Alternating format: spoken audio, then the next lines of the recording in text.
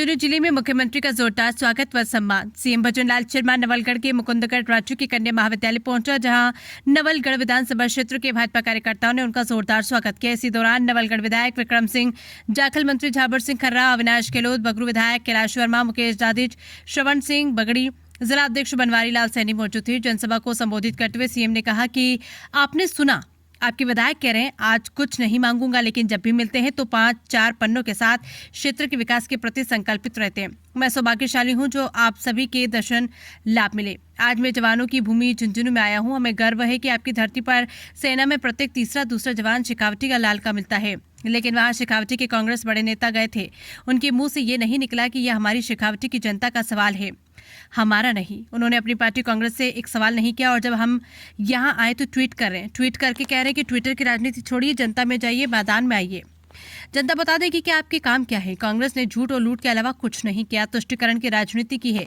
आप उनसे सवाल करें कि उन्होंने शेखावटी की जनता के साथ ऐसा क्यों किया। चुनाव के बाद मुख्यमंत्री नायब सैनी में और हमारे जल शक्ति मंत्री साथ बैठे। उसकी डीपीआर के लिए टास्क फोर्स भी गठित हो गई। डीपीआर की 2 बैठक भी हो गई और सभी पलानी में बैठक होने वाली है। यमुना पानी के लिए हम आगे बढ़ रहे हैं, हम जो कहते हैं वो करते हैं। प्रधानमंत्री जो कहते हैं वो करके दिखाते हैं। 1 रैंक पेंशन से सबसे ज्यादा फायदा राजस्थान के लोगों को मिल रहा है। जनता जो चाहती है हम वो काम करते हैं। हम जनता के बीच में जाएंगे, काम का हिसाब देंगे। राजस्थान में सबसे ज्यादा आवश्यकता पानी की है, हम सबसे ज्यादा काम पानी के लिए किए हैं। उन्होंने इस बात का समर्थन किया कि कांग्रेस नेता पानी नहीं लाना चाहते, तभी हरियाणा जाकर वहां के कांग्रेस घोषणा पत्र का समर्थन किया। मैंने हरियाणा में जाकर कहा था कि हमारा समझौता तो तब रद्द होगा जब कांग्रेस की सरकार आएगी।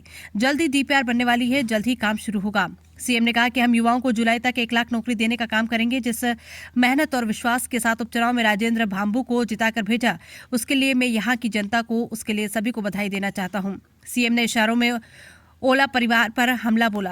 कहा कि जो लोग लंबे समय से झुंझुनू की राजनीति करते आए हैं, जिन्होंने आपके विश्वास को तोड़ने का काम किया, इतने लंबे समय उन्होंने आपके लिए क्या किया। एक तरफ आप लोगों ने झुंझुनू से राजेंद्र भांबू को जिताकर भेजा है, इनके काम भी देख लेना और उसका आकलन भी कर लेना। मैं ये बात इसलिए आपसे कहना चाहता हूँ कि तुम्हारा भाई वो होता जो समय पर काम आता है, सिर्फ वोटों के लिए भाई नहीं होता। चुनाव आते हैं तो भाई को भाई की याद आती है, जाति और धर्म की भी याद आ जाती है, लेकिन जब वोट निकल जाते हैं तो कुछ याद नहीं आता। ऐसे लोगों से सावधान रहिए। किसान का बेटा हूँ, इसलिए सर्दी गर्मी की मैं कभी चिंता नहीं करता, लेकिन मैं किसान की समस्या समझने के लिए जरूर जाऊँगा।